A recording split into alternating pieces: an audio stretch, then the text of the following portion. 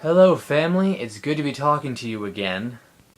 And I think you made quite a lot of interesting points in the last two messages left by my father and Christy regarding the uses of words and how they are different and what's going on with the laziness that has clearly corrupted our system of saying and writing things.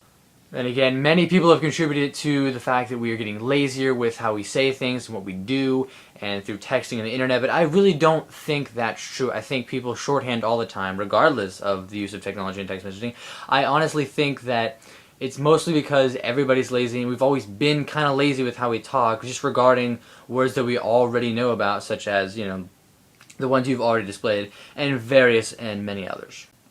However, I did find it interesting because I was just thinking about this throughout the week, the uses of words and where they come from, and so I wanted to really understand where words come from. So this remaining will be the origin of all words and where they started and how it got to going, okay?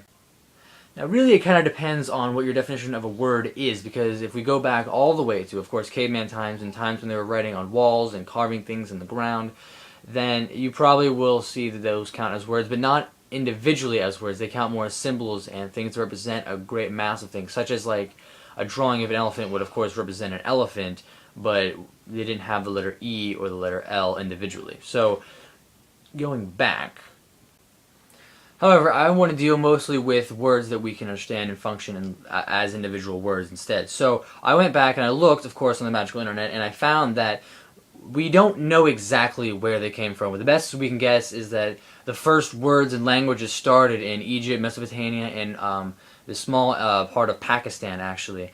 Again, we still don't know per se what went down, but we do know certain things as to, the limitations they had back then on the language, of course, and also how it just got started because, we just made noises and stuff to communicate until eventually they became certain words that we use for certain things, or certain sounds that we made for certain things, and eventually that kind of started to form more of a baseline for what we were actually trying to say.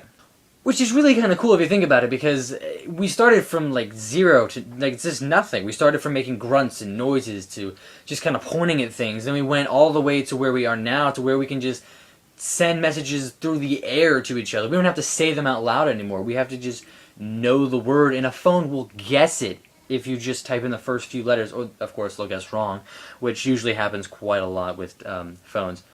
I also wanted to address another story that I found on the internet, which is the story of M&U, which is about the story of this little boy who went and he had to get flour sacks for his family, and it was with another flour sack from other families, so it was like a stack high of flour sacks from all the other families in the village. That was all they had for the month, and so he wanted to identify to make sure that he got his flour sack so that no one else would take it. So he went ahead of time and marked on the thing. He just kind of scribbled this little diddly-do, and it came up with the letters that we now know as N, M, and U.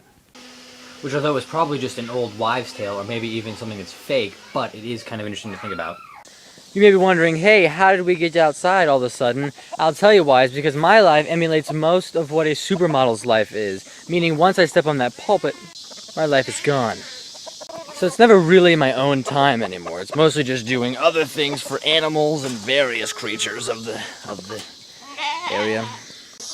Although unlike a supermodel, I would assume that my work here that I'm doing right now is actually helpful in sustaining life to other creatures that are surviving, regardless of how disgusting they may be. Although I do know I've only just begun only a various amount of questions you may have, just even regarding my own appearance.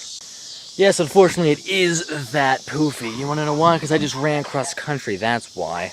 Correction, that's not actually that accurate, considering I ran cross country about 3 or 4 hours ago, so that excuse no longer holds. I could have fixed my hair by then, but did I really want to? Did I? Well, our time here is getting a lot more shorter as I have more things to do throughout the entire world. Because I'm a very important guy, I just want to leave you with this one thing. Regarding names, I feel like it is very important to have a name, of course, but I also think it's very important that the way you spell it, the way you define it, and who you are is really what makes up the name. Anybody can have a name like John or Michael or Andrew or any of those kinds of names, or even Brett. It's not really what matters how you spell it, how it's spelled, how it is. It matters what you do with that name. So whenever words seem lazily put together, whenever kids are born with really lame names, of course not accepting Brett, But it's not really mattering to any of that, because it matters who you are, and you define the name doesn't define you. It's late, I recognize that. It's almost Friday, so that's going to be kind of pushing it on the boundaries there, but I hope you have a great rest of the week, and the weekend is, of course, coming up. It's going to be a lot of fun. Guys, I'll see you later.